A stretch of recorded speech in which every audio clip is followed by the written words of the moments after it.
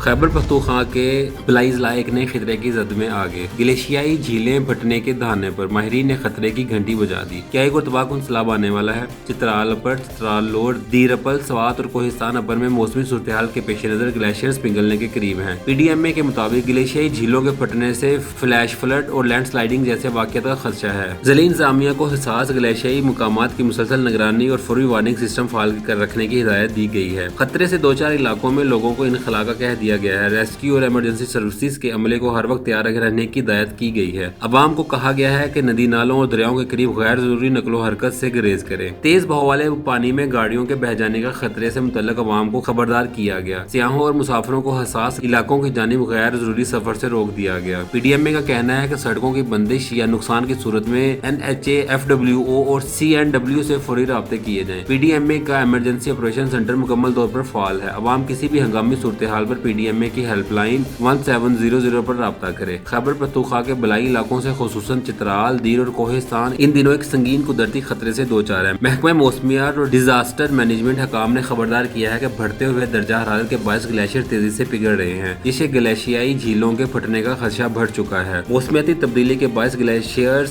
تیزی سے پگھل رہے ہیں، جس سے گلوف جیسے واقعات میں اضافہ ہو رہا ہے۔ ہمیں فوری تیاری اور الرٹ سسٹم کی ضرورت ہے۔ پاکستان دنیا کے ان ممالک میں شامل ہے جہاں گلیشیئرز کی تعداد بہت زیادہ ہے اور ہزاروں گلیشیائی جھیلیں پہلے ہی موجود ہیں، جن میں سے کئی خطرناک قرار دی جا چکی ہیں۔ سوال یہ ہے کہ ہم اس ممکنہ آفت کے لیے تیار ہیں یا پھر ایک اور قدرتی تباہی ہمارے دروازے پر دستک دے رہی ہے۔